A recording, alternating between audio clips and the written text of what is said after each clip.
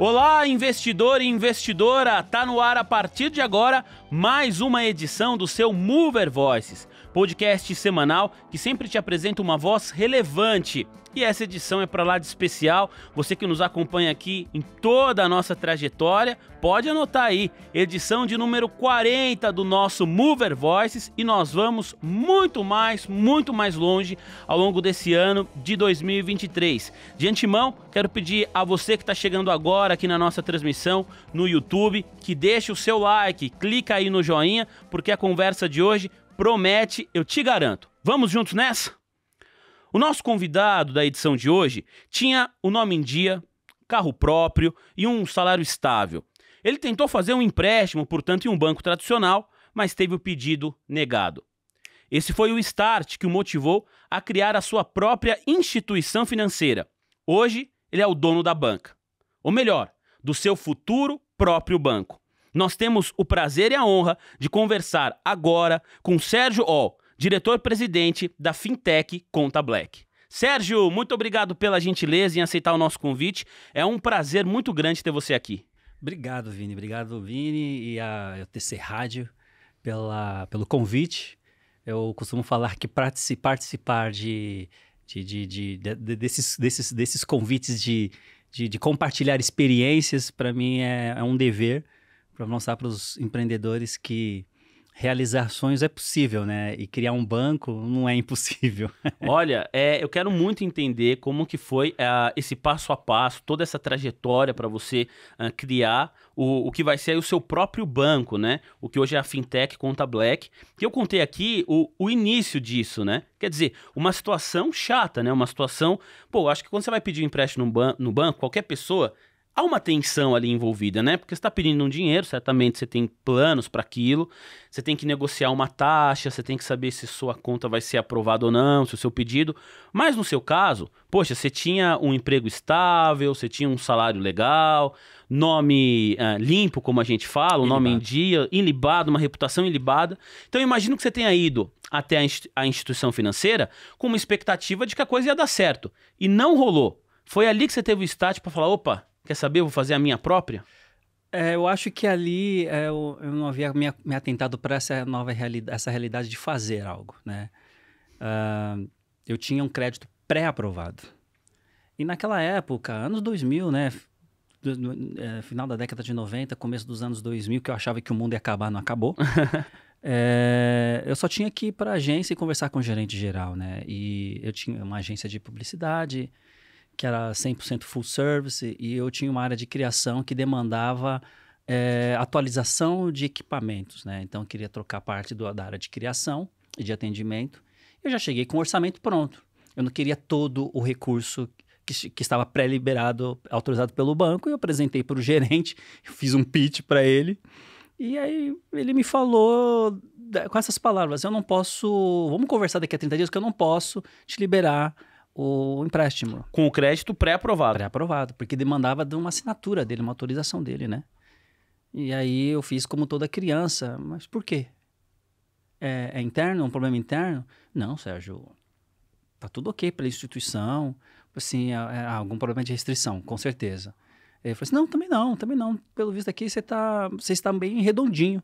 Você era o dono da agência de publicidade. Exatamente. Tinha mais de 30 funcionários, tinha folha de pagamento, assim, eu movimentava tudo ali.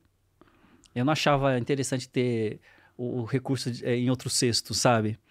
Eu achava que ter uma instituição que me acompanhasse o dia a dia da minha agência, dos meus pagamentos, meus recebimentos, já era ponto bastante para ter acesso a esse recurso que um dia iria me fazer. E minha mãe, no passado, quando era pequeno, naquela época, né, os pais falavam, preserve o seu nome. Não vai ficar com o nome sujo. Exato, um dia você vai precisar. E aí no dia que o gerente falou, eu lembrei da minha mãe, assim, poxa, isso bem que a senhora falou. Mas o seu nome tava tranquilo, né? Tá tudo tranquilo. A gente sempre trabalhou para ter esse nome libado, né? Não sujo no mercado. Né? E aí foi quando essas perguntas, as respostas não foram convincentes. Porque um gerente, de fato, quando ele te fala isso, ele fala assim, olha, você tocou uma restrição aqui que não te deixa evoluir na pontuação interna da agência e também do score. Vai resolver isso.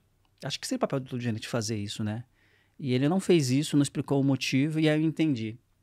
Aí eu lembrei de novo da minha mãe.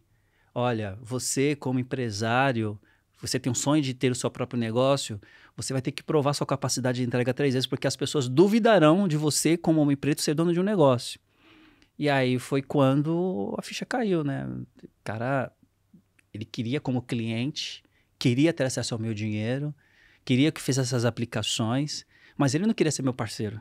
Ele não queria te emprestar Não dinheiro. queria me emprestar dinheiro, mesmo sabendo que eu tinha um negócio promissor, que era uma agência de publicidade. Você é o dono da Eu agência. era o dono da agência. E foi quando eu vi meu lugar, lembrei disso da minha mãe, e aí, pim, sabe? Eu levantei do banco um pouco com raiva e um pouco também de afrontar. Ah, vou abrir meu banco por causa disso. E saí. Mas foi um momento ali de raiva, a ficha não virou. Aí foi quando, aí veio o ranço do publicitário, que eu fui começar a pesquisar o mercado, para entender quantos Sérgios existem. Você não... até esse momento, então, você não atuava com clientes do Não. setor financeiro. Não.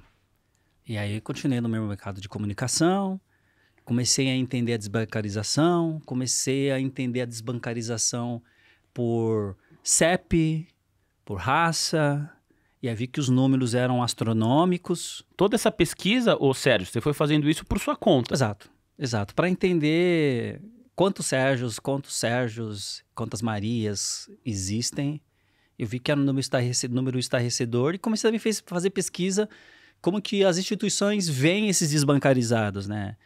A falta do interesse por causa das garantias, se não tem garantia, não me interessa. E aí eu fui guardando e fazendo material. Foi anos depois, acho que 15 não, foi 12 anos depois, eu passei a atender empresas de mercado financeiro. Como publicitário. Como publicitário. Atender uma demanda ali de uma campanha, de um produto específico, que na época era um produto de crédito. E aí eu comecei a me relacionar com os stakeholders, né? Foi justamente com os diretores do banco e num dia, numa conversa de boteco praticamente, sabe? Falei dessa minha experiência para entender no ponto de vista dele o que eles acham disso e mostrei a pesquisa. Olha a pesquisa que eu fiz, cara. Olha quanto dinheiro passa fora dos bancos. Olha onde está grande parte desse público. Você sabia que mesmo com crise ou sem crise, são essas pessoas que mantêm o país? Elas consomem. Elas consomem. Elas Olha o poder de produzem. consumo deles. Eu falei assim, poxa, eu queria tanto Pô, quer dizer, você pegou e entregou uma oportunidade de mercado de graça para uma pessoa. Exatamente. E que nem era banco de varejo. É um banco que tinha outras necessidades de mercado. E o que ele te respondeu? Pô, Sérgio, quero te ajudar. Eu pensei, vai me ajudar como, né? Quando você for voltar para São Paulo, procura na nossa sede na Paulista, fulano de tal, que é o responsável pela área de produtos do banco. E tenta ver lá um produto que, na sua opinião, se adequaria à necessidade desse público. E aí, a minha imersão começou em 2008. Isso era em 2008? 2008. E aí eu comecei a pesquisar modalidades de produtos financeiros. Ah, o cara ajudou, então. Ajudou. De fato, ele Quando cheguei na foi uma recepção, a ponte pessoa já ali. sabia que eu tava lá. Ah, que legal. Nossa, o Sérgio Fulano tá te esperando. Só, olha, Que legal, né? legal. QI, né? Ah, abre portas, né? Exatamente. Mas o mais importante é que, quando ele colocou na mesa vários produtos da esteira do banco, eu vi um produto que me interessou. Que foi um produto que começou a substituir os Traveler Checks, que era o cartão pré-pago, que é o cartão dólar, cartão ien, sabe, de acordo com as moedas, porque era um produto que tinha sido recentemente lançado pelas bandeiras. E aí foi uma pergunta que eu fiz, não, legal, isso é para quem vai viajar, né? A gente pode fazer um teste em reais? Não tinha em real. Não tinha. Não tinha cartão porque pré-pago era em pra real. viagem, né? E aí eu falei assim, acho que a gente pode testar um modelo, né? E onde que eu fazia a recarga para testar esse cartão pré-pago em reais? Na casa de câmbio. Eu ia na casa de câmbio, eu quero fazer uma recarga de X reais nesse cartão. E era uma casa de câmbio que fazia parte da rede conveniada do banco. Então, não pagava a taxa de câmbio, pagava só a taxa de recarga. Eu comecei a testar o cartão no modelo débito. Poxa, que legal. E ele era crédito pré-pago. Então, pagava no crédito ali. Poxa, que legal. Aí eu mostrei os números, falei, poxa, a gente pode começar a trabalhar um modelo de um produto pensado para o público. Mas aí vem uns reveses da vida, né? O banco foi comprado por um grupo chinês. E a gente descontinuou. Foi mais ou menos nesse mesmo espaço de tempo para eu entender que tudo estava acontecendo. A gente tem que ser rápido, né?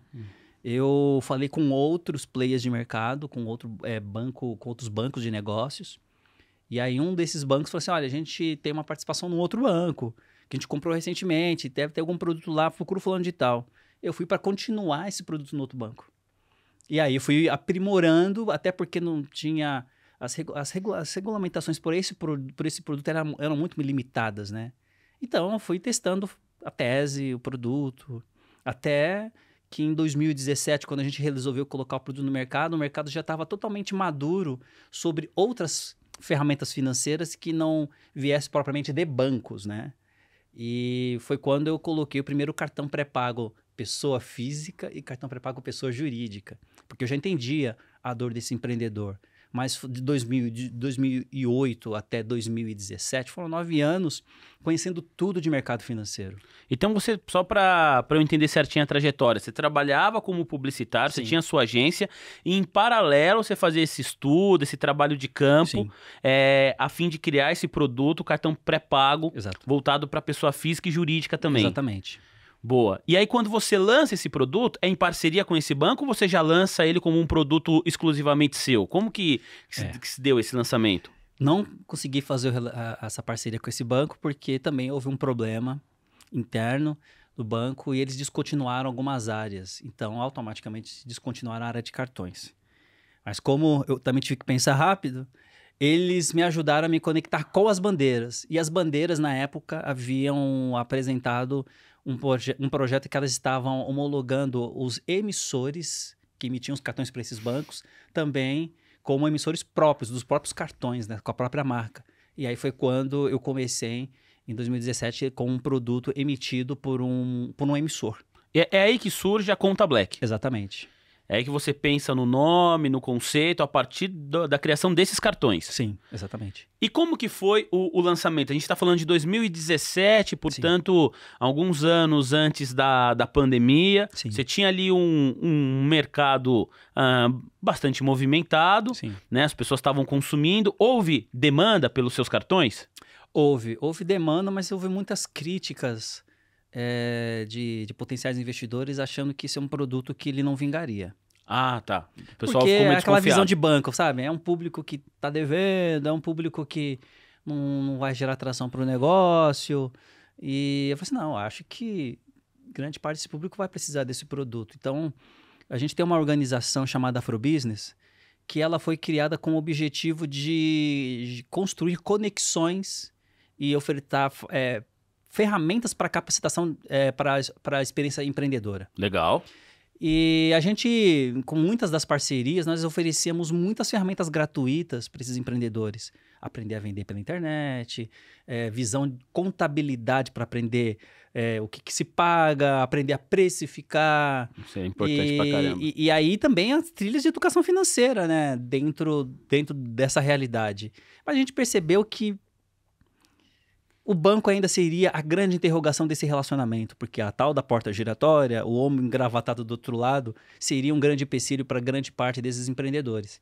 Então, quando a gente resolve lançar, a Afrobusiness, ela fazia a cada 2 anos um jantar com temas específicos. A primeira edição foi maravilhosa. Tivemos Geraldo Rufino, Rachel Maia, são empreendedores pretos de sucesso que traziam o espelho de que era possível, né? É o segundo tema, que era o tema que a gente lançou, a Conta Black, o tema era Black Money, para falar sobre o contexto do Black Money, como que ele funcionou em outras comunidades, em outros países e como que seria no Brasil.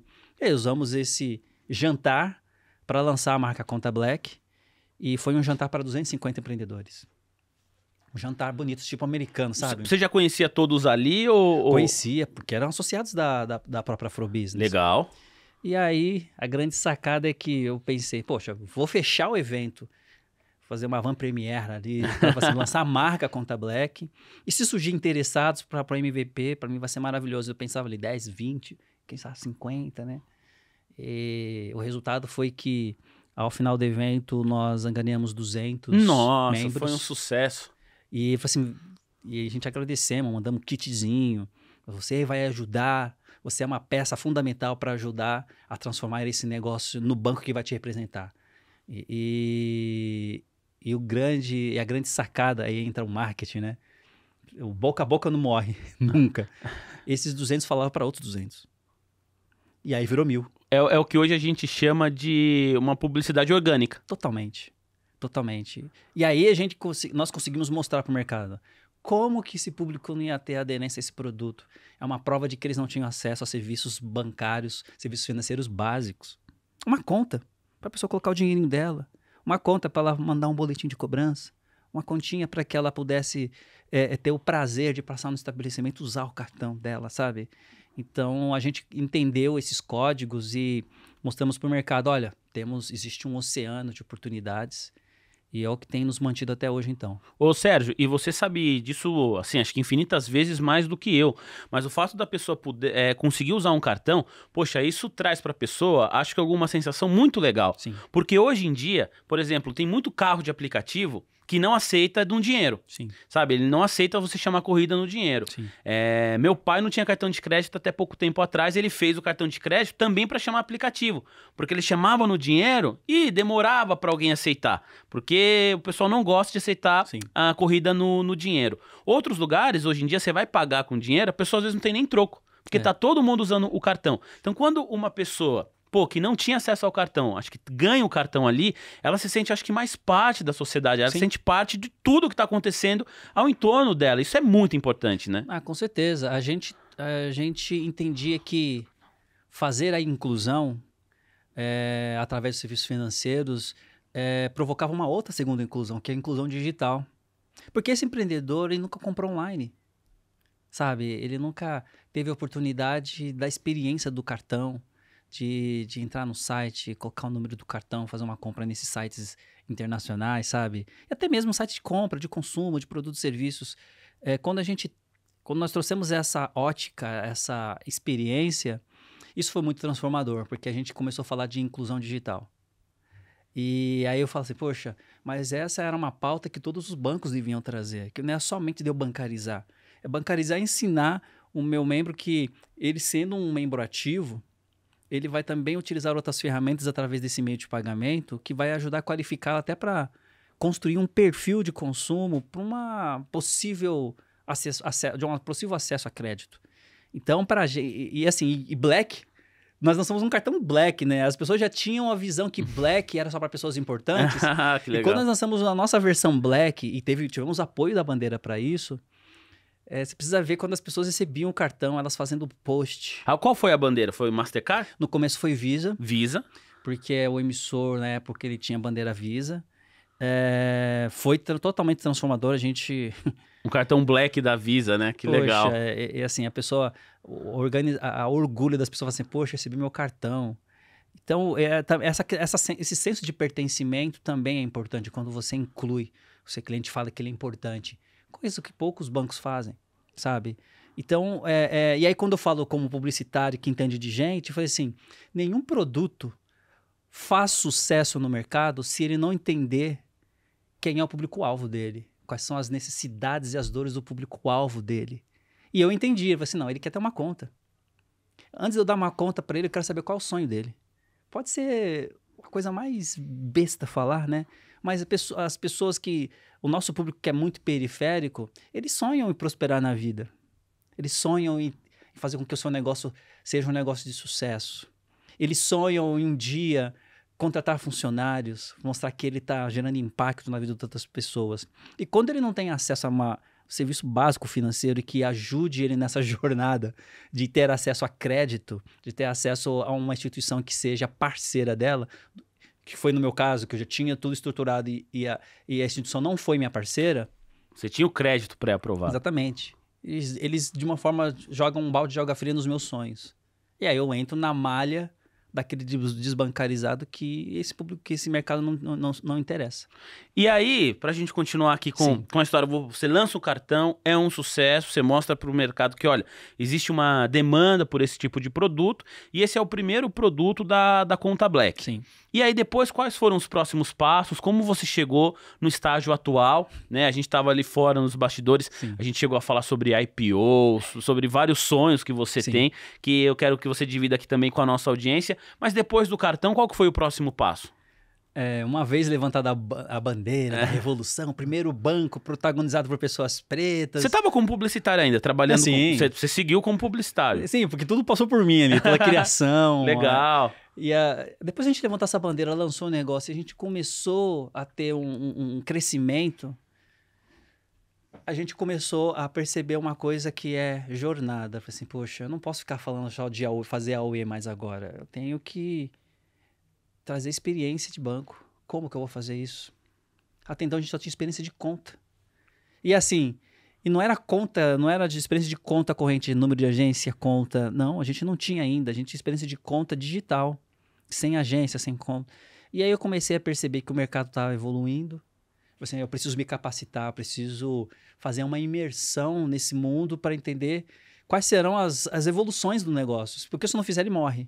Então, a gente se cadastrou, virou associado numa entidade de classe para fintechs, para entender os desafios no mercado das fintechs, uma vez que o Banco Central começou a trazer a regulamentação para toda essa área e começou a trazer para a gente laboratórios sobre soluções de pagamentos que fariam parte dessa experiência.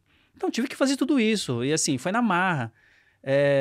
Aprendi que mentoria é importante, comecei a trazer mentores de mercado financeiro para serem não só o nosso escudo, mas para nos ensinar a justamente como desenhar esse crescimento. Porque aí a Conta Black começou a crescer, a gente começou a construir relevância, ainda o tema educação, inclusão financeira, inclusão digital, ser o primeiro banco protagonizado por pessoas pretas, ainda estava em voga, como ainda está até hoje, como um produto diferencial de nicho. A gente começou também a chamar a atenção do mercado e eu comecei a aproveitar essa ascensão para me conectar a pessoas do mercado financeiro, sabe? Participando de eventos, de entrevistas. Poxa, me dá seu contato, eu queria muito tirar umas dúvidas que você me ensinasse. Então, eu comecei a fazer isso para entender essa esteira lógica de crescimento. Foi quando, num dado momento de crescimento e entender que eu precisava evoluir, nós saímos do emissor, que até então ele era um IP, e fomos plugar numa solução IP que já estava plugada, estava dentro de um banco, né? Então, quando a gente trouxe esse banco, a gente passou a trazer a experiência de conta corrente, número de banco, agência, TED, DOC, sisteminha para emissão de boleto de cobrança, internet banking. Aquele ecossistema mais completo. Exato, robusto. Isso para a gente foi bom porque era isso que a gente achava que faltava. Poxa, eu precisava criar algo que o meu cliente, um dashboard, que o meu cliente pudesse ver o saldo da conta, que não se viesse somente para o celular, dar uma experiência para PJ. E aí, quando a gente fez essa mudança de ambiente, isso ajudou muito no crescimento da Conta Black, para sair dos seus 5 mil e para seus 15 mil clientes, sabe? E eu disse, poxa, que legal, mas eu preciso trazer mais experiência. E tive que aprender a fazer análise SWOT, para ver onde estavam minhas falhas, onde estava o lado positivo. Comecei a aprender a fazer, eu vendi isso para a agência, a questão de benchmark para os outros, e eu não estava fazendo para mim. Eu comecei a fazer análise, o benchmark com as contas digitais, os bancos digitais que estavam surgindo na época. Assim, poxa, ele tem isso, eu não tenho, mas ele é ruim nisso, eu sou bom nisso, mas eu quero aquela parte boa deles. Então, a gente começou a aprender a construir roadmap. Não, a gente precisa em tanto tempo ter isso. Porque o cliente ele vai fazer comparação com o concorrente. Então, a gente aprendeu a entender as nuances e as necessidades do nosso cliente. A gente passou a fazer o quê, sabe? Ouvir o nosso cliente. A gente começou a fazer muita pesquisa. O que você acha na sua conta ter esse serviço? A gente tinha os feedbacks. Nossa, maravilhoso, mas se tivesse dessa forma seria melhor. Então, a gente começou a crescer a Conta Black na visão de tester, beta, sabe? Clientes beta. Ó, gente, estão melhorando nosso serviço. O que você acha de incluir esse serviço? Aí todos respondiam pra gente e a gente... Acho que o próprio cliente se sente privilegiado, né? Porque sabe que você tá ali, como você usa muito o produto, você está sendo chamado justamente para fazer parte desse teste.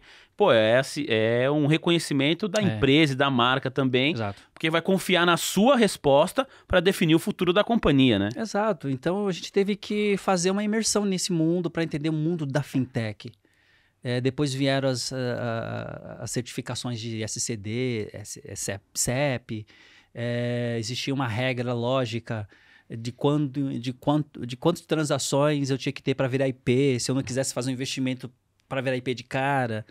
Então a gente foi aprendendo de forma orgânica que, não, vamos fazer de forma orgânica se o regulador fala assim, vocês têm que virar IP. A gente vai lá e vira, porque a gente tem base reprimida, a gente pode captar. A gente também teve que aprender sobre rodadas de investimentos, porque isso estava muito em voga na época. Eu fiz investimento no meu próprio dinheiro. Eu fui lá e banquei 5 mil contas. Sabe o que significa dinheiro? Muita grana. Eu tirei todo o meu dinheiro da conta para bancar isso, né? Acreditando no sonho de que a gente ia fazer isso acontecer. O retorno voltou. Mas... Que bom. Graças a Deus. E merecido. E merecido. E eu acho que essa esteira ela foi muito importante, porque hoje a gente imagina como que a gente quer, como que a gente vai chegar onde a gente quer. Olha, legal demais. Eu quero falar como que tá a estrutura hoje Sim. do negócio e projetar o futuro também, mas antes eu queria abrir um parênteses, ô Sérgio, porque você falou sobre se aproximar de pessoas, conversar com pessoas, ter mentores, aprender com elas. E outro dia, quem acompanha aqui o Mover Voice sabe, a gente recebeu aqui um convidado que falou sobre isso também. Salvo engano, foi o Mário Speziano. Ele é diretor dos estúdios Flow.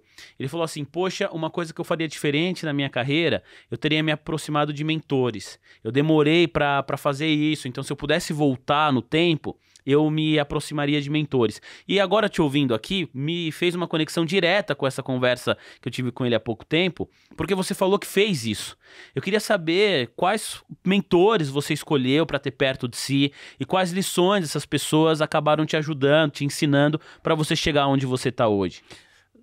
Cara, assim, entendendo sobre toda a esteira do que é a Conta Black, que vai desde a experiência de operações, marketing, produtos, investimentos que está entrando agora, eu comecei a trazer eu comecei a fazer não uma seleção, a convidar esses potenciais profissionais dentro dessas áreas, para eles me ensinarem, verem como o meu modelo de negócio se sustenta, até levar uns puxão de orelha, sabe? Porque às vezes faz parte, né? Tá errando aqui, tem que fazer desse jeito. A gente aprender a pivotar o negócio, e já pivotamos várias vezes.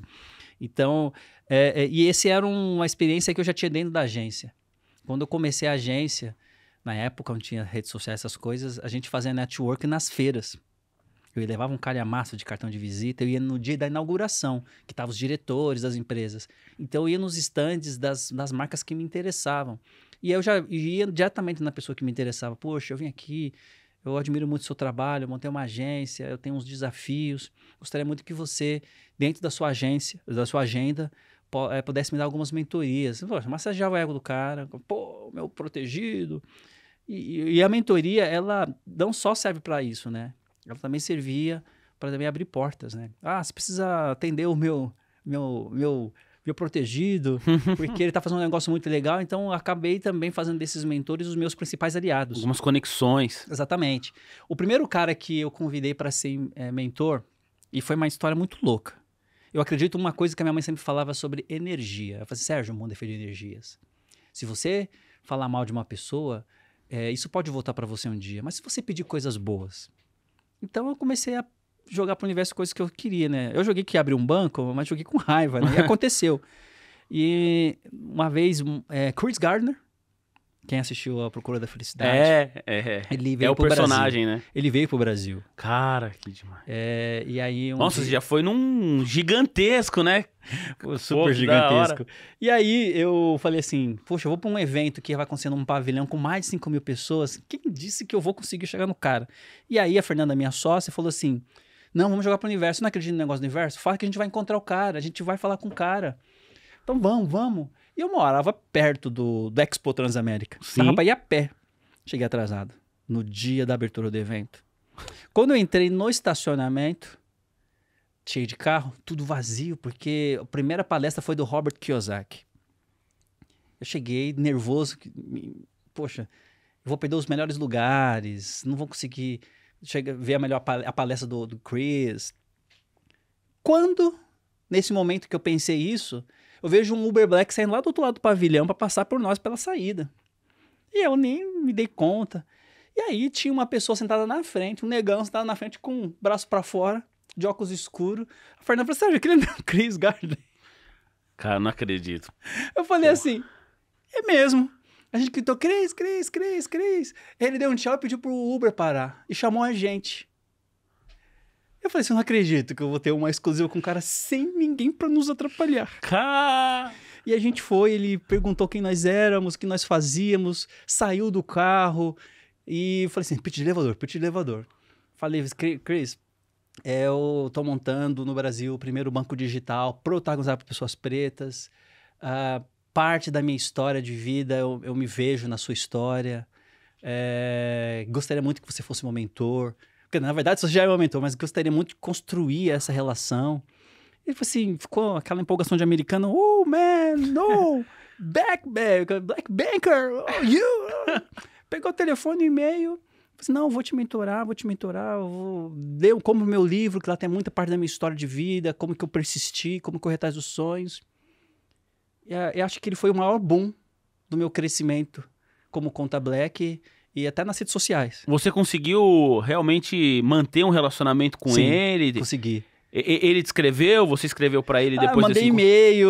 E ele te respondia? Respondia. Eu falei assim, poxa, eu quero ir para os Estados Unidos. Eu gostaria muito de te mostrar muito do estágio do meu negócio. Eu falei assim, não, quando você vir para Chicago, a gente vai conversar.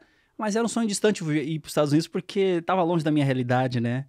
E eu tentava, dentro das minhas possibilidades, manter esse relacionamento. Assim, no meu futuro, eu quero fazer um evento com ele aqui no Brasil, né? E aí eu aprendi com a jornada, pesquisei muita coisa sobre ele. Só que no final do evento, eu pensei, eu tirei uma foto com ele lá fora, de manhã. Ele nem vai lembrar de mim. 5.000 pessoas, acho que 1.000 pessoas para tirar foto com ele. Uma pessoa de cada podia tirar foto. Uma pessoa de cada. Quando ele viu a Fernanda deu a bolsa dela para tirar foto, ele viu e lembrou de nós dois. Puxa, não, vem os dois. A gente tirou uma foto. Porque era só você ou ela? E ele chamou um os de dois. cada podia tirar foto. Só que aí ele chamou nós dois e tem até hoje a moldura na mesa, uma foto eu e ela com ele e uma foto eu com ele de manhã, ele todo de pijama. E isso abriu minha mente, É um cara que eu sempre falo dele como mentor, que a história dele me... E aí foi depois o Rodrigo Abreu, que é o... Beijo, Rodrigo. Rodrigo Abreu, que é o CEO e fundador da rede Alpha Graphics, que é um cara fora da curva. Tem vários nomes. Tem o Mark Tawil, que... ele já veio aqui, o Mark Tawil. Pô, ele é um cara muito legal. Ele também trabalha na área de publicidade, Exato. E eu tô até chamando ele, falei assim, tô com uns desafios, preciso de você. Tem o André Dueck, que foi ex-CEO da Fórum, da Diesel, que agora tem o One Sotheby's, que é uma empresa de real estate lá nos Estados Unidos. Então, fui me conectando com esses caras. Que demais. E por último, agora o próprio Caíto Maia, né, que eu participei do programa dele, ele apaixonou pelo projeto da Conta Black, a gente começou a se conectar. E aí vieram várias outras pessoas, e aí eu percebi, nossa, que legal. Eu tô aprendendo com os papas.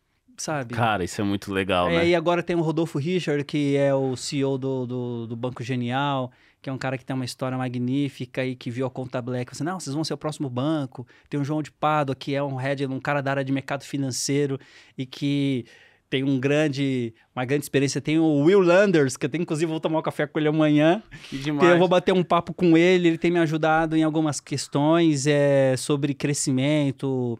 Então, esses caras, eles têm um papel muito importante. Eu falo para todo empreendedor quando eu dou mentoria, quando eu dou alguns conselhos. Cara, você precisa de mentores. Você precisa de pessoas que vão te ajudar, vão te puxar a orelha, vão te colocar no plumo para você seguir o seu negócio, porque na história das startups, ou mesmo do empreendimento, muitos morrem, muitos não passam pelo Vale da Morte, né? Que é de viver o seu negócio durante 5 anos, porque não tem apoio, que não consegue ter acesso a crédito, investimentos. Os 5 anos são os mais difíceis, né? São poucos os negócios que sobrevivem aos primeiros 5 anos. É isso que você chamou do Vale da Morte. Porque em 5 anos acho que dá tempo do negócio começar, aí tem aquele, o início, né, ali, que todo mundo tá muito empolgado. Mas também em 5 anos, acho que você pega momentos de turbulência econômica, você consegue passar por várias fases e poucos saem de toda essa trajetória vivos, né? Isso. É difícil sobreviver nesse processo, né? É difícil. A gente conhece a história de muito empreendedor que desistiu. E aí a pandemia depois acabou chegando pra... Pô, você pegou pandemia, né, cara? Você passou pandemia, uma troca de governo agora, que independentemente influencia. de qualquer viés político, influencia, muda a diretriz do país, inclusive até porque, com esse novo governo, a autonomia do Banco Central voltou a ser pauta, então a gente vai falar um pouco sobre isso também, né? Como que o Banco Central, se de fato o BC tem ajudado a criação de novas fintechs. A gente está gravando em um dia em que o presidente do Banco Central deu há pouco uma entrevista para o Roda Viva, então está muito claro na cabeça de todo mundo que assistiu essa conversa, que ele disse que um dos trabalhos do Banco Central é justamente descentralizar, né, o sistema bancário no país, tirar ali dos principais bancos e abrir espaço para fintech. O Sérgio vai falar daqui a pouco se isso de fato está acontecendo. Porque antes, ô Sérgio, eu quero te ouvir a respeito agora... mudando o lugar da mesa na pergunta, né? Quer dizer, você foi atrás de mentores. Hoje em dia, muitas pessoas te procuram querendo a sua mentoria, querendo a sua ajuda, os seus conselhos. Isso tem acontecido também. Como que é para você esse processo agora? Eu tenho sido procurado, né? Eu jamais imaginaria que um dia eu poderia servir como exemplo para ajudar a ter uma participação na jornada desses empreendedores. Eu tenho dedicado parte do meu tempo, na maioria das vezes muito pro bono, para ouvir a história de alguns empreendedores, dos seus negócios. E aí eu venho muito com o viés da publicidade para entender se você conhece o seu público-alvo, você conhece o seu concorrente, para que ele também se aplume dele entender que não é só o sonho pelo sonho, né? Eu conheço muito empreendedor que eu mentorei e falei assim, olha... você também precisa conhecer o lado amargo do negócio. Você pode ter uma ideia muito legal, mas será que o mercado vai consumir essa ideia? Então, tenho feito muito trabalho de mentoria. A gente, inclusive, é um dos sonhos da Conta Black, ter um hub para construir essas mentorias, né, para empreendedores, principalmente empreendedores que têm conta na Conta Black. Então, eu acho que não existe elo melhor do que construir isso e eu tenho aceito alguns desafios de dar mentoria, dar conselhos, dentro quando tem disponibilidade de agenda, porque a gente está numa fase meio turbulenta de mudanças, e eu acho que o que eu aprendi desde os meus 19 anos, por tudo que eu passei, entendendo o governo, economia, entendendo falta de tecnologia, que na época não tinha, depois entrar na tecnologia, para mostrar como que você consegue, ou como que você pode sobreviver num mundo que... O Brasil é grande, tem muitos concorrentes, então a boa ideia é boa, mas ela tem que ter os dois lados, né? A ideia pela ideia não se sustenta. Não se sustenta. Eu já tive ideias muito boas, muito malucas, que à primeira vista seria um sucesso, dentro do meu ponto de vista. Mas dentro do ponto de vista do outro, eu falei assim, não... suas métricas, elas estão erradas, né? Você precisa conhecer melhor o mercado, conhecer os seus concorrentes. Às vezes não é uma boa ideia que a pessoa compra. E aí fez parte do meu aprendizado, principalmente na época de publicidade, né? De construir produtos para os nossos clientes, trazer a realidade do sonho deles, né? Porque o nosso trabalho é fazer isso. E acho que o senso da Conta Black foi tudo esse aprendizado, né? Aprendi com os meus mentores, agora eu vou passar para os meus mentorados aquilo que eu aprendi, que eu acho que isso é de graça. Para evento, não, mas para mentoria, sim. Que legal, que legal. Qual que é o momento hoje da Conta Black? Quantos clientes vocês têm? Como que é a estrutura do modelo de negócio? Você atua sozinho com a sua sócia, né? Quer dizer, vocês dois sozinhos? Ou tem um time já, um grupo ali que trabalha ao lado de vocês? Como que é a estrutura hoje do negócio? Perfeito. Hoje a estrutura ela é composta por mim, como CEO, né? Que também, às vezes, assumo um pouquinho da área de operações, porque a esteira ela tem que funcionar perfeitamente, né? Dentro do ponto de vista dos nossos clientes. Tem a Fernanda, que é da área ela é CCO, na área de comunicação, então toda a parte que tem a ver com a cultura da empresa, ela é responsável, principalmente no relacionamento com o nosso time de PR e também de coordenar ali o time de marketing com relação às estratégias ao longo do nosso ano, né? do ano fiscal da Conta Black. Nós temos um CTO, que ele está adentrando agora como sócio e ele tem estado com o desafio sobre melhorias da tecnologia sobre o ponto de vista de usabilidade dos nossos clientes. Isso é importante, né? Exatamente. Essa questão da tecnologia, ela é... Outro dia eu entrevistei também aqui uma pessoa que eu não vou me lembrar o nome exatamente agora, mas ele falou assim, olha, não importa quem está ouvindo a gente, qual é o negócio que você quer abrir. Arruma um sócio que seja bom de tecnologia, porque o negócio vai precisar. Exatamente. Então, um cara de tecnologia que tem ajudado isso muito. Que legal. E o melhor é um head de PJ que entenda sobre os nossos clientes de experiência PJ, que é um head de pessoa física. Nossa, a estrutura já está bem complexa, hein? Você acha bem que complexa. legal. A gente teve que aprender. Que Porque bacana. até então nós girávamos vários pratos, como empreendedor, né? Não, a gente vai aprender com o avião voando, a gente vai apertando parafuso, tocando roda. Mas passado esses 5 anos, a gente foi entendendo que não, profissionalizar a estrutura. E é isso que os nossos mentores falam. Você precisa agora ter um cara, precisa deixar de girar um outro prato, que tem um cara da área de produtos. Então a gente agora está trazendo o cara de produtos. Nós temos um time de atendimento.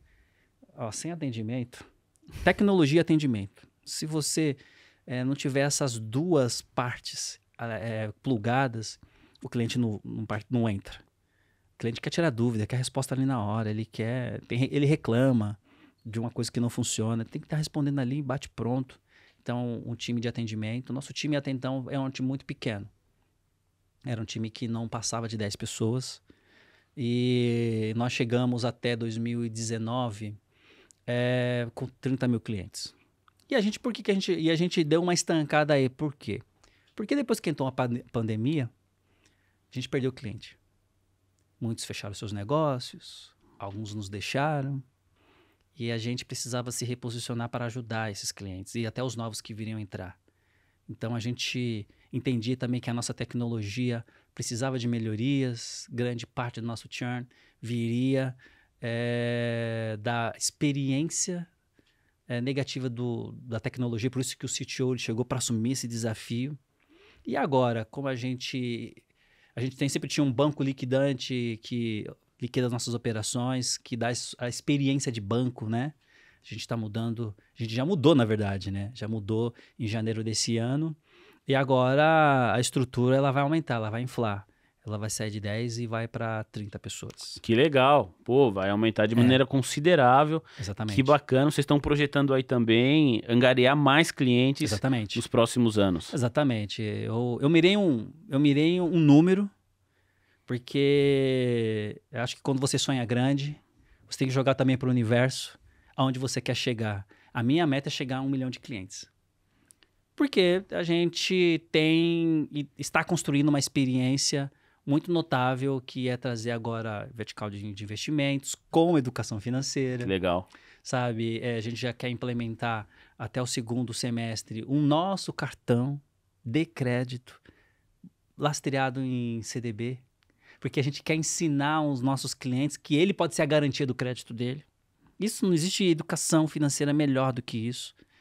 Então, e a gente quer justamente, eu miro 1 milhão porque ele, na minha opinião, é a teoria da mudança do negócio. Em quanto tempo você espera atingir essa... Nosso benchmark, a gente tem visto vários potenciais concorrentes ou contas digitais que no espaço de 1 ano chegou a 1 milhão, outros com muito investimento em 6 meses.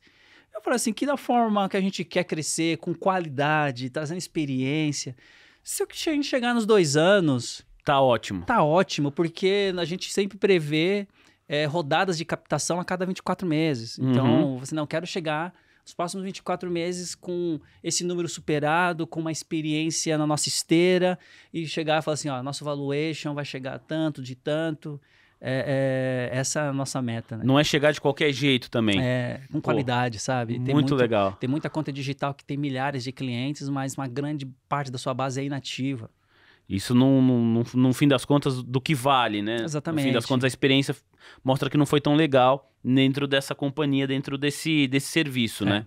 O Sérgio, a gente falou há pouco, né, sobre o presidente do Banco Central, sobre a atuação da autarquia, e o Roberto Campos Neto tem falado constantemente, sempre que ele se pronuncia publicamente, que um dos trabalhos do Banco Central tem sido justamente essa descentralização, quer dizer, abrir espaço para fintechs, para outras instituições financeiras que fujam daqueles bancos tradicionais que a gente já está acostumado. A gente analisa muito daqui do olhar do investidor, né? de quem está pensando em comprar uma ação, de quem olha para o setor econômico e pensa qual papel pode se beneficiar desse movimento de mercado. Acho que é uma oportunidade rara que eu tenho e que a nossa audiência também tem, de ouvir alguém que está do outro lado do balcão, de alguém que vive uma fintech na veia todos os dias. De fato, essa descentralização tem acontecido nos últimos anos? Como que está o dia a dia para quem resolveu empreender no setor financeiro? Eu acho que essa descentralização ela chegou num momento em que deu muita força para as fintechs. Isso de fato está acontecendo. Tá acontecendo. Até porque, há 5 anos atrás, nós falávamos de uma desbancarização que chegava a 55 milhões de brasileiros. E com essa redemocratização, através de serviços financeiros, esse número caiu para 34 milhões. Foi o banco que teve o papel nas mudanças desse número? É óbvio que não. Foram as fintechs. Haja visto que uma fintech aí, em menos de 10 anos, chegou a 60 milhões de clientes. Ah, sim, o Entendeu? Nubank, né? Exatamente. Então, existe uma prova de que, sim, essa tal descentralização, ela deu liberdade para as fintechs atuar num segmento que até então os bancos achavam que era um status quo que ninguém... Não me interessa o cliente, ele vai continuar desbancarizado, ele não tem garantia. E aí as fintechs falam assim, não, eu acho que tem dinheiro parado ali, tem muita gente boa, e elas estão mudando o cenário. Elas não só estão mudando o cenário sobre o acesso a serviços financeiros, elas também estão mudando o cenário sobre o ponto de vista de crédito. Muitas criaram crédito com garantia em celular, tem algumas que estão criando crédito com experiência social. Porque pela experiência social, ela sabe quanto que aquela pessoa movimenta de uma viagem, de um evento, de uma baladinha que ela vai. Então, o papel do Banco Central foi muito importante nesse quesito. Até porque quando eu falei que a gente teve que se associar a uma entidade de classe, que era uma associação das fintechs, que era a BFintech, a gente também começou a participar das pautas com o Banco Central na época quando falava de pagamentos instantâneos. Antes surgiu o Pix, que essas ideias viriam e que as fintechs poderiam participar desse laboratório para validar o modelo de negócio. Então, ele teve um papel importante.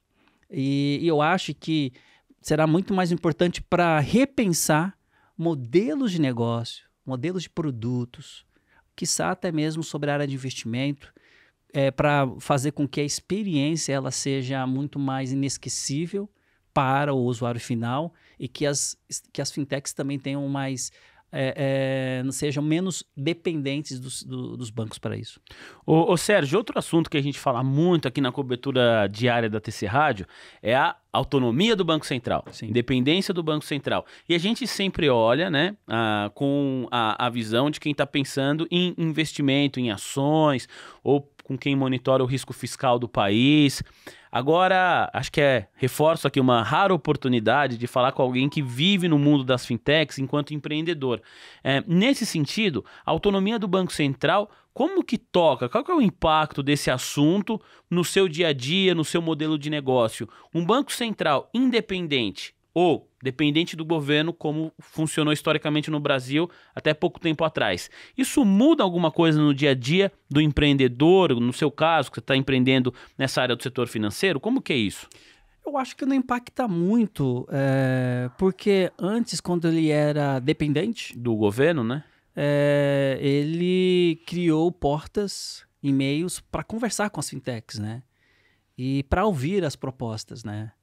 Eu acho que essa tese sobre essa discussão, né, sobre se a dependência dele ou a independência dele vai gerar algum impacto, talvez eu não veja isso porque é um caminho que já está posto para as fintechs, sabe?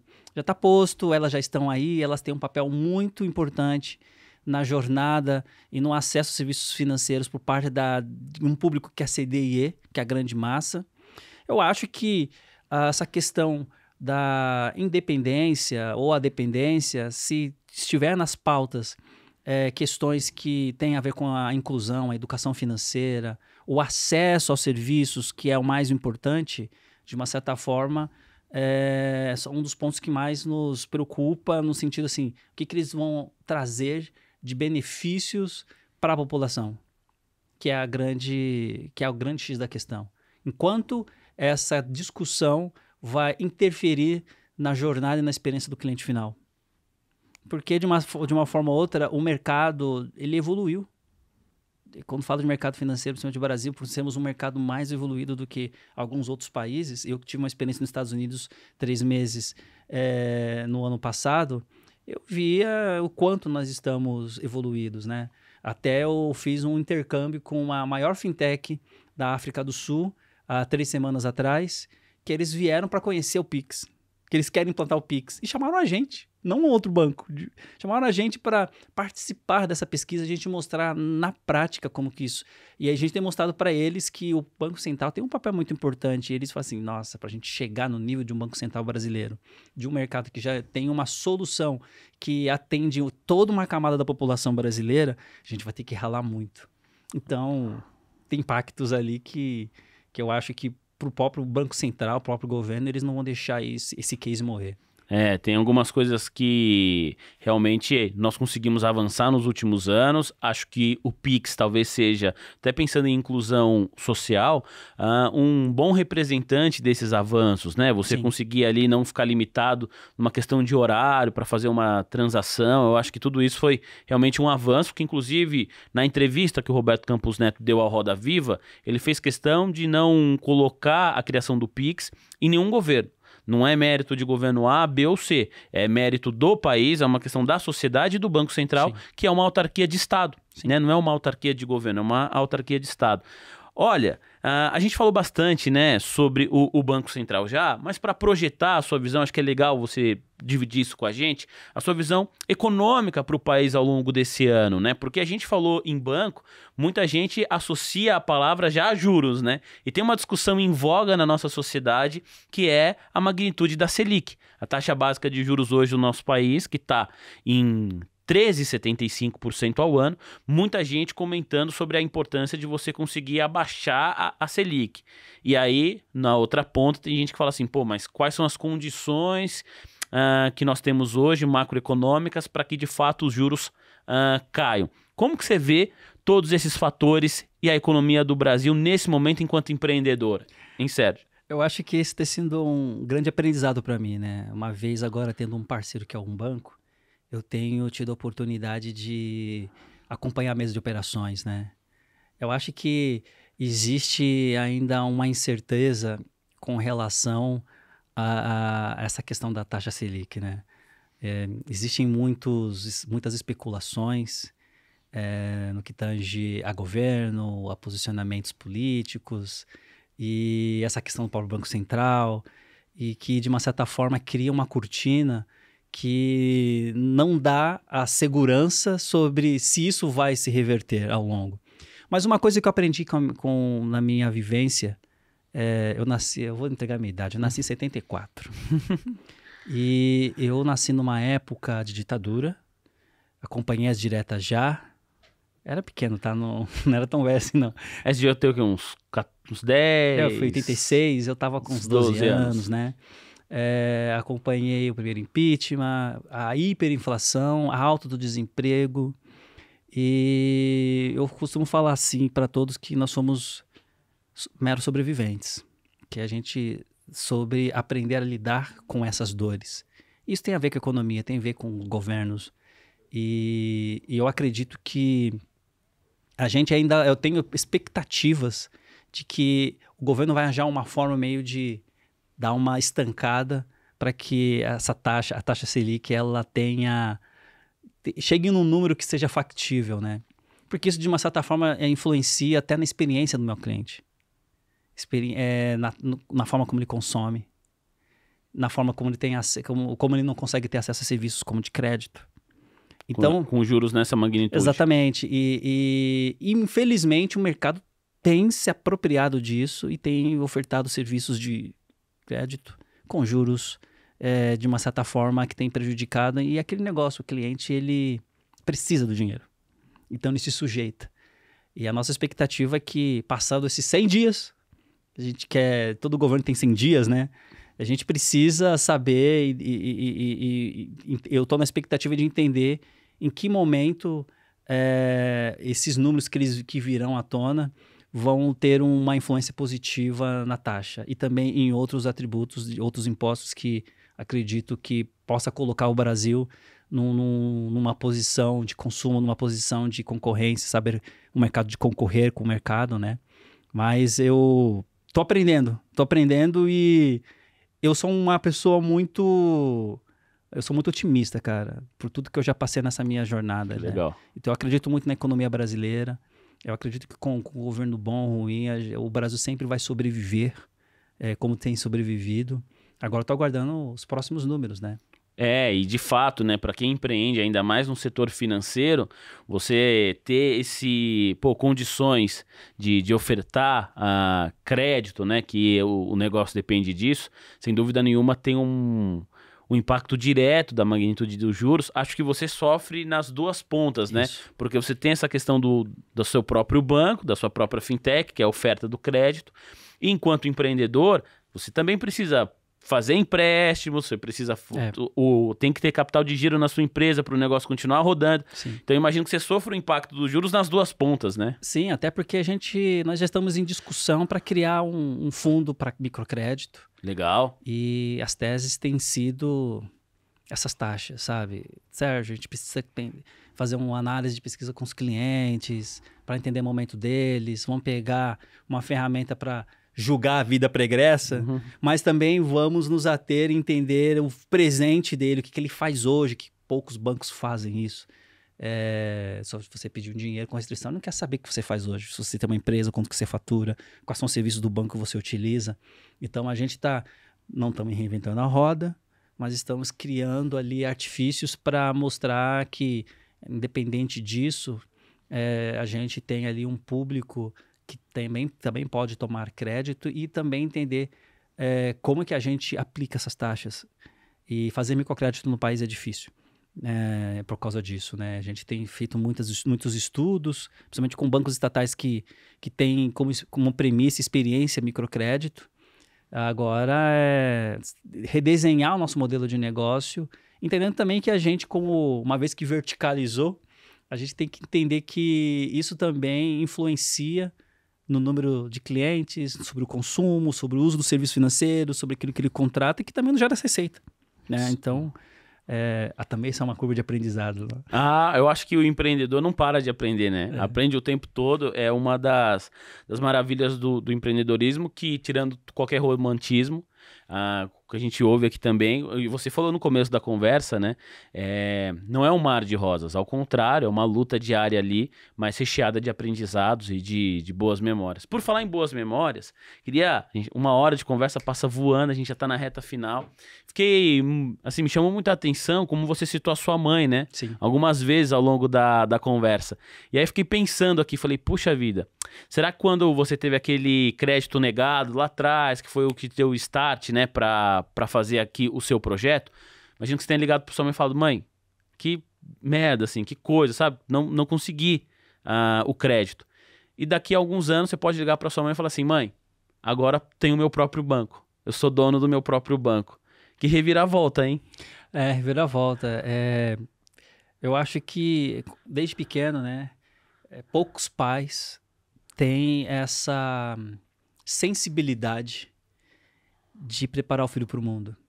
Minha mãe sabia que, assim, eu nasci no extremo sul de São Paulo, numa época que era só mato. Eu estudava em Santo Amaro, eu gastava 1 hora para sair do meu bairro para estudar em Santo Amaro no Colégio Paulo Eiró. E a minha mãe falava assim, filho, você pode ser o que você quiser. Então sonhe. Até dono de banco. Ela falava que ia ser empresário, porque eu via tanta dificuldade deles alimentar 6 bocas. Já que naquela época tinha televisão. Eles alimentar 6 bocas e da minha família, dos 6 irmãos, eu era o sonhador. E a minha mãe falava assim, não, você vai ser o que você quiser, filho. Só que você tem que estudar, você tem que se capacitar. Mas você vai enfrentar o racismo. Minha mãe falava isso com 6, 7 anos. E ela me explicou o que é o racismo. Muitas pessoas vão duvidar de você.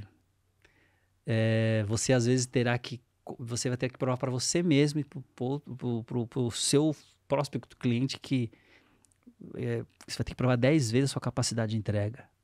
Então, ela me preparou para as dores do mundo. E ela falava assim, eu estou te preparando porque um dia eu não vou estar aqui. Então, eu vou te ensinar tudo isso. E minha mãe era uma mulher sábia, ela não fez faculdade, ela era uma mãe que terminou o ginásio, não chegou a fazer faculdade, mas ela se dedicou à criação dos filhos. E ela preparou os 5 homens e uma mulher como se fossem suas filhas, sabe? Então ela foi uma pessoa muito sábia para a época. Infelizmente, eu perdi minha mãe com 19 anos. E quando ela falava que eu tinha que fazer reserva de capital, eu tinha que fazer poupança, que eu tinha que zelar pelo meu nome para um dia que eu vou usar, todas as situações que eu passei, racismo, a dúvida do cliente, você é dono da agência mesmo? Sérgio Al da onde, né? Pensava que era estrangeiro. E também a dor de empreender. Por todas as dores que eu passei, eu lembrava dela. Minha mãe falava isso. Mas uma coisa positiva que ela sempre falou na minha jornada, ela falou assim, jogue pro universo tudo que você quer.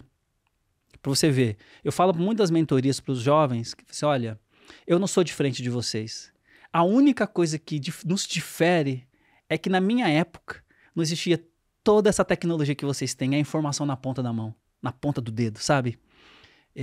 Assim, eu fazia publicidade, fazia as coisas pesquisando revista, comprando revista. Tinha um quarto cheio de revista. Eu adorava publicidade. Hoje você consegue fazer qualquer curso, você pode conseguir bolsa de estudo, você consegue participar de cotas para ter acesso à educação.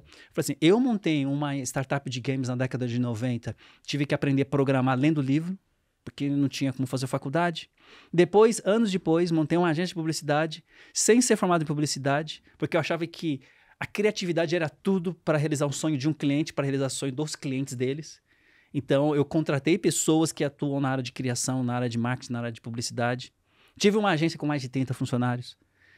E eu fui aprendendo com o mercado publicitário, tendo como os meus principais concorrentes e clientes outras agências. Eu fui aprendendo com o mercado. Então, a minha história, eu sempre falo nas palestras assim, que a minha mãe, ela teria orgulho do Sérgio de hoje. Porque tudo que ela falou, tudo da forma como ela me preparou para o mundo, tem a ver da posição que eu tomo hoje. A Conta Black ser um banco digital, o primeiro banco digital protagonizado por pessoas pretas para falar sobre sonho, realizações, e que não é feito só para pessoas pretas, também para pessoas brancas que são periféricas, que vivem em CEPs diferentes, que é negado pelos bancos. Eu falei assim, não, eu quero fazer algo diferente. Quero gerar um impacto e mostrar que sonhos são possíveis de serem realizados. Sim, desde que você tenha foco, desde que você se capacite, desde que você entre na esteira lógica de que para ser realizar sonhos você precisa estar preparado para isso. E aí eu lembro de tudo que a minha mãe fala. Quando todo dia eu chego lá no banco, falo com os meus parceiros, dos quais eu estou aprendendo muito sobre banco, eu falo assim, poxa mãe, tô aqui. Os caras acreditaram na Conta Black. Os caras estão fazendo a Conta Black, preparando a Conta Black para ser daqui a 5 anos um banco. Eu já estou mirando 5 anos. Antes de mirar 1 milhão, eu já estou mirando 5 anos. Então, eu lembro muito da minha mãe sobre tudo que eu faço na minha vida. E eu falo assim, como um cara preto, periférico e também favelado. Eu passei por situações que muitos passam hoje. E quando eu faço essas mentorias, eu dou de graça porque é uma forma de mostrar, cara, pega firme. Não olhe para trás. Não olhe para trás, olha sempre para frente. Você vai errar, levanta, pivota, todo negócio precisa pivotar. Tem as suas mentorias que nós falamos. Leva os puxões de orelha, mas nunca desista do seu sonho, porque vai acontecer uma coisa que aconteceu com meu pai. Meu pai, ele, antes de casar com a minha mãe, ele estava montando com os irmãos dele uma rede de lavanderias. Cada um tinha uma. Quando ele resolveu casar com a minha mãe e vir de Espírito Santo para São Paulo, ele fechou, ou acho que ele vendeu a lavanderia dele, que fazia parte da rede. A unidade dele. A unidade dele. E ele sempre se arrependeu. E a mãe fala assim, não faça que nem o seu pai. Não... Você vai ficar frustrado pelo resto da sua vida. Vai lá, corre atrás. Infelizmente, meu pai também nos deixou. Mas quando meu pai me viu conquistando espaços, ele falou assim, agora entendi por que você era aquele jovem sonhador, sabe? Então, a família tem um papel muito importante na jornada empreendedora. E grande parte dos empreendedores que empreendem não tem apoio da família. Então, são poucos que têm o apoio e incentivo de familiares para fazer da sua jornada empreendedora sentido. Ah, seus pais, certamente, onde quer que eles estejam, Estão lá. eles têm um baita orgulho, eu tenho certeza disso, é um baita orgulho. Sérgio, foi um prazer enorme, gigantesco conversar e aprender com você. Muito obrigado mesmo por ter aceito o nosso convite e por ter trocado essa ideia comigo e com toda a audiência que nos acompanha aqui pelo YouTube e pelo Spotify. Para mim é sempre um prazer, sabe? Toda vez que eu sou convidado, eu vou com prazer porque é essa fala que a gente precisa trazer. A gente está se verticalizando, tive que aprender, tô aprendendo. Mas tudo teve um começo. Teve um começo. E qual é o seu começo? A pergunta, qual é o seu começo? O quanto você está focado em realizar? Eu agradeço a oportunidade e acho que é uma mensagem que eu gostaria de passar. E é uma mensagem que a minha mãe me falava, né? Ela falava assim que o meu presente, ele é uma consequência das decisões que eu tomei no passado. Então, comecei a empreender aos meus 19 anos. E ela fala que o meu futuro, será consequência das decisões que eu tomo hoje. Então, não importa o que o momento que você se encontra, foque no futuro, mas pensando que o seu presente vai ser justamente o reflexo das suas conquistas no futuro. Eu quero agradecer a oportunidade e quem sabe numa próxima vez venha trazer novidades da Conta Black. Ah, sem dúvida que a gente vai retomar essa conversa, sem dúvida, Sérgio. Foi um prazer conversar com você, uma aula, muito, muito aprendizado, uma história de vida inspiradora, muito obrigado mesmo. E eu tenho certeza que você, investidor e investidora que está aí nos acompanhando do outro lado do fone de ouvido, saiu maior e melhor dessa conversa do que quando a gente começou esse podcast. Muito obrigado pela sua audiência fiel de toda semana. Se você está ouvindo a gente pelo YouTube, assistindo a gente aqui, eu peço que você deixe o seu like, que você se inscreva no canal oficial do TC. E se você acompanha o nosso conteúdo pelo Apple Podcasts, pelo Spotify, você pega aí e classifica com o máximo de estrelas possíveis, hein? Esse podcast aqui para ajudar a gente. Combinado? Na próxima semana a gente vai ter aqui mais uma voz relevante para conversar com você. Combinado? Estamos aí um acordo fechado, um negócio fechado? Eu espero a sua audiência na semana que vem. Muito obrigado por hoje. Até a próxima. Tchau.